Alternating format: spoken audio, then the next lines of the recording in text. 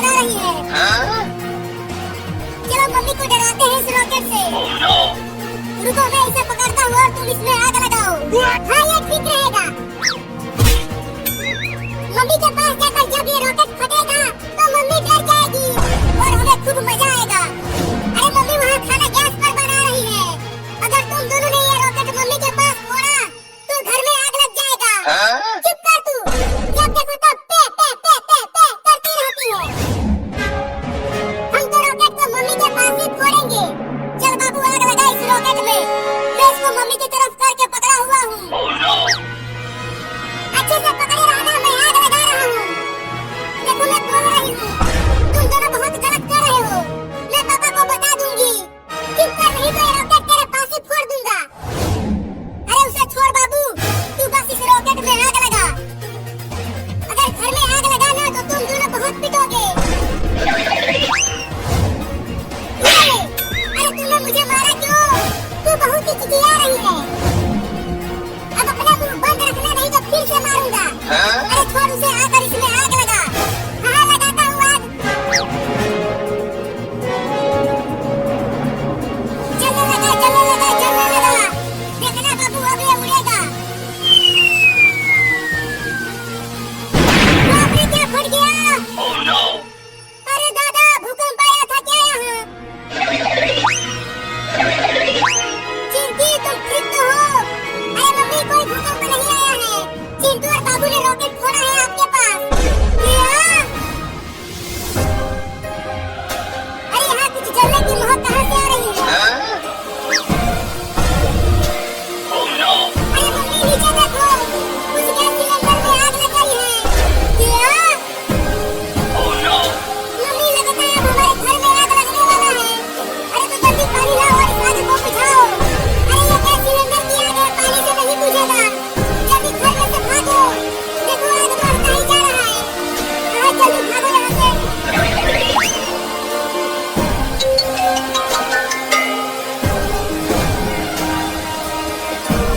अब हमारा सारा घर जलकर खाक हो जाएगा रे दादा। देख चिंटिया, हमारे किचन में पूरा आग पकड़ लिया है। ये सब वो चिंटू और बाबू की वजह से हुआ है। वो दोनों ही जिम्मेदार हैं इसके। अब मैं उन दोनों को छोड़ूंगी नहीं, बहुत पिटाई करूंगी उन दोनों की। अरे मम्मी हम तो भूल ही गए हैं, चिंटू और बाबू अभी भी घर के अंदर हैं। चिंटुआ, क्या तुम्हें कुछ जलने की महक आ रही है? अरे हाँ बाबू, मुझे भी लग रहा है कहीं पर तो जरूर कुछ जल रहा है। तो चल बाहर चलकर देखते हैं कि क्या जल रहा है। हाँ जल्दी चल।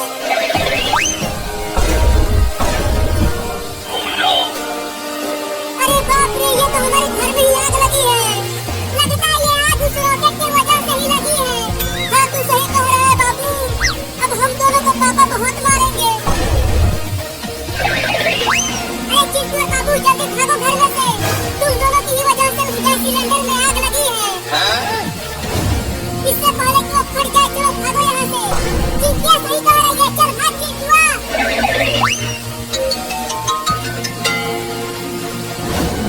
मम्मी तुम दोनों ने ऐसा क्यों किया?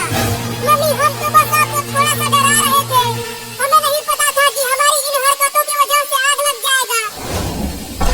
देखो हमारे आगे घर में आग लग गई है और वो आग तेजी से बढ़ता ही जा रहा है। अब तो मेरा पूरा सामान जल जाएगा। अरे दादा ये मेरे घर में आग कैसे लग गई? पापा देखो हमारा आधा घर जल रहा है और हमारा पूरा सामान भी, टीवी फ्रिज सब जलकर राख हो रहा है।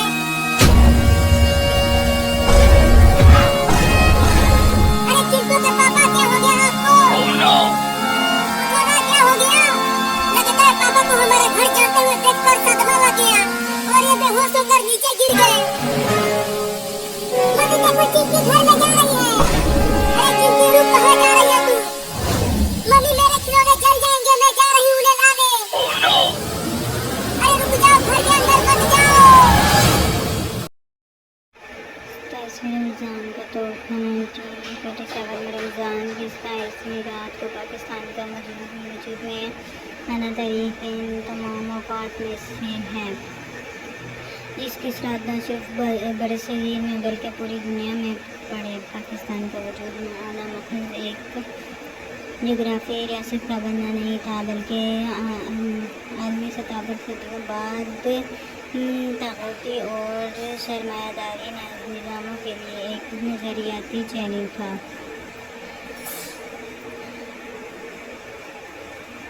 قومیت پرستی نیشنلزم کے دور میں تحریک پاکستان اسلام کی بنیاد پر ایک ایسی ریاست کے قیام کی جدوجہد اسٹرگل تھی جو موقت نسلی، علاقائی اور لسانی سپرد کی خلاف امت اسلامیہ کے تحت کی طرف سے علاقائی اور لسانی سپرد کے خلاف امت اسلامیہ کے اتحاد کی طرف سے پہلے قدم کی حیثیت رکھتی تھی۔ 27ویں صدی میں قرآن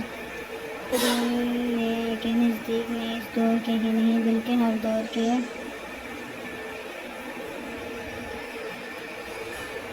طاغوتی دور کو چیلنج کیا کہ حق کے مقابلے میں انسانی ذہنی کی تخلیق کردہ نظام انسانوں کے تحفظ فراہم نہیں کر سکتے۔ ہر وہ نظام جس کا خالق انسان ہو، انسانی عقل کے محدودیات کی بنا پر جو حل تجویز کرے گا وہ وقتی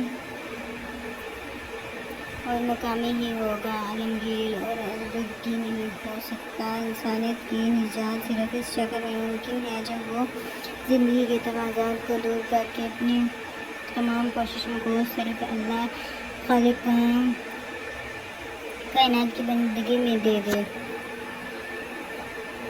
انسانوں کی زندگی میں ان کی پیدائش ہو، ان کی موت ہو یا اہم اوقات ہوں، ان سب کو تاریخ کے حوالے سے ہی یاد کرتے ہیں، اور تاریخ سے نسبت ہی وہ بنیاد یہ ہے جو ایک فرد کو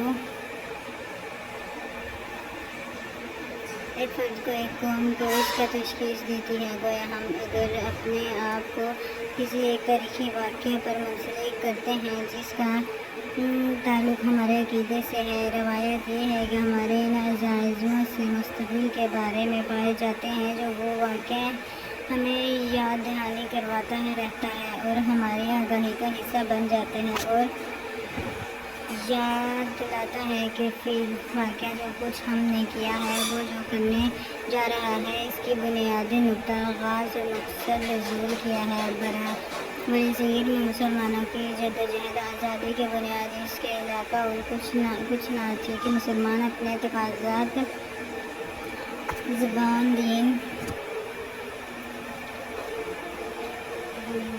زبان اور دین کے لحاظ سے حتیٰ کہ معیشت کے لحاظ سے دوسروں کے مختلف ملت ہیں۔ چنانچہ علامہ اقبال، قائد اعظم محمد علی جناح اور مولانا ابوالحق قاضی تحریک آزادی کو فکری بنیاد فراہم کی اور آخرکار قیام پاکستان کی شکل میں اس کو تحکیم ہوئی۔ ہندوستانی قومیت کے علمدار خصوصیت کا نظام اور ہندوستان کی نمود و نمائش کردگی کے طور علامہ اقبال نے انگریزی کی حمایت میں یہ تصور پیش کیا کہ ہندوستان میں بسنے والے ایک قوم ہے۔ ان کا خیال تھا کہ چنانچہ وہ ایک فضا میں سانس لیتے ہیں، ایک ہی دریا کے پانی پیتے ہیں، اس سرزمین میں پیدا ہونے والے ہیں، اس لیے وہ ایک قوم ہے، اور جہاں تک مذہب کا تعلق ہے وہ مختلف ہو سکتے ہیں۔ چنانچہ مولانا حسن احمد مدنی محمد احمد عادل نجوفی کے رسول مذہب کے متعدد حکومت کے وعدے کی، جبکہ مولانا سید ابو علی ابودی نے دو قومیت ذریعہ کی وضاحت کے لیے مسلح قومیت کے عنوان سے ایک کتب تصنیف کی، جسے مسلم لیگ نے بڑے پیمانے پر پڑھے لکھے افراد میں تقسیم کیا۔ تحریک قیام پاکستان محض انگریزوں کی غلامی سے نجات کی جدوجہد نہیں تھی، بلکہ ملت اسلامیہ کی الگ شخصیت کے تحفظ، اس کی اقدامات دین اور حلال و حرام کے تصورات کو اللہ کی زمین پر عملی شکل دینے کے لیے ایک جہاد تھی۔ 200 سالہ انگریز کی غلامی سے نجات کے لیے اس جدوجہد کی بنیاد ہندوستان کی زمین سے محبت وابستگی تھی، اور نہ اس کا سبب مخصوص ایک انگریزوں کی دشمنی تھی جو اسلام کو دین ماننے کا ایک فطری مطالبہ تھا کہ اللہ تعالیٰ کی حکمت محض مسلمانوں میں نہ ہو بلکہ انسانی سرگرمیوں کے ہر شعبے میں ہو۔ انسان کی معیشت، سیاست، معاشرتی ثقافت، ہر سرگرمی ظاہر کرے کہ وہ کس کا بندہ ہے۔ اگر اسلامی دین نہ ہوتا بلکہ دیگر مذاہب کی طرح ماخوذ ایک ہوتا تو یہ ممکن تھا کہ مسلمان بھی ہندوؤں کی طرح سے چند ماخوذ عزت قبول کر لیتے، لیکن علامہ محمد اقبال، قائد اعظم اور مولانا مودی کے تصور پاکستان کے بنیادی دو قومی تصورات یہ تھے، یعنی مسلمان محض ایک نسلی، لسانی یا جغرافیائی لحاظ سے ہندو نسل نہیں بلکہ ایک الگ ملت اور امت ہیں جس کی صرف ایک بنیاد یہ ہی نہیں کہ وہ لا الہ الا اللہ محمد رسول اللہ کے ماننے والے ہیں۔ چونکہ خصوص پاکستان کے جہاد میں مسلمانوں نے اپنی روایات کو، اپنے آپ کو، اپنی روٹس کو جس چیز میں تلاش کیا وہ دھرتی ماتا نہیں تھی، وہ زمین نہیں تھی، وہ ایک علاقے کے خاص قبائل میں رہنے والے باوجود، ایک جگہ کا پانی پینے کے باوجود اس خطے میں وہ مذاہبین آغاز سے برقرار ہیں جنہوں نے وہ دوسروں کے ساتھ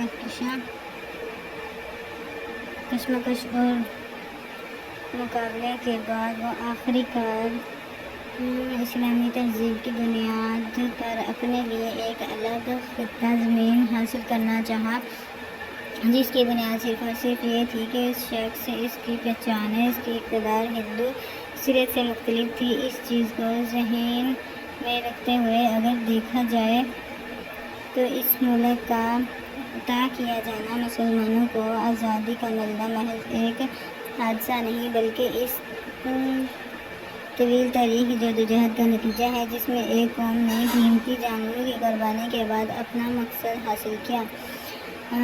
قرآن کریم نے ہمیں اس حوالے سے ایک بہت اہم اصول دیا ہے جس پر غور کرنے کی ضرورت ہے۔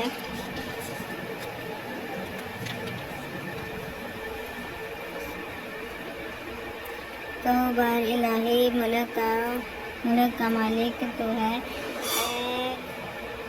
جسے چاہے حکومت دے، جسے چاہے چھین لے اور جسے چاہے عزت بخشے، جسے چاہے ذلیل کر دے۔ بھلائی تیرے اختیار میں ہے، بے شک تو ہر چیز پر قادر ہے۔ 27 رمضان کو قائم ہونے والے اس ملک کے جن لوگوں نے اپنی قربانیاں پیش کی ان کے سامنے یہ بات واضح کی تھی کہ وہ اس مبارک رات میں قائم ہونے والے ملک میں اپنے دین اور اپنی اسلامی روایت کو قائم کرنے کے لیے قربانیاں دے رہے ہیں۔ ان کا شعار صرف یہ تھا کہ پاکستان کا مطلب ہے لا الہ الا اللہ، بانی قربان۔ بانی پاکستان نے بارہا اس بات کا اعادہ کیا کہ ہمارے ہندوستان کی بنیاد اسلام میں نظام عدل پر ہوگی۔ ہمارے لیے مثال صرف اللہ کے رسول صلی اللہ علیہ وسلم اسوہ کی ہے۔ ذریعہ پاکستان اور تحریک اسلام کا بنیادی محض اسلامی شخصیت کا احترام و رتبہ تھی۔ ہندو اکثریت کے درمیان رہنے کے باوجود مسلمانوں نے اتنا تہذیب شخص مکانی حالت تھا کہ اس وقت بھی جب وہ فرمانبردار تھے اور اس وقت بھی جب وہ انگریز سامراج کے غلام تھے، برقرار رکھا چاہے، لیکن انگریز سامراج سے نجات کے بعد ان کے سامنے وہی راستے تھے، یا تو ہندو اکثریت کے شعلر یا دینی ملک میں قلبیت بن کر رہے، یا ایک آزاد ملک میں اپنی تہذیب و ثقافت اور دین کی ہدایت پر آزادانہ پر عمل کر سکیں۔ قائد اعظم اور علامہ اقبال یہ سوچے سمجھے رہے تھے کہ ایک آزاد مملکت کے بغیر مسلمانوں کا کوئی مستقبل نہیں ہو سکتا۔ یہ تصور ہندوستان کی قوموں کے نظریے کے عالمگیر اور انبیاء کا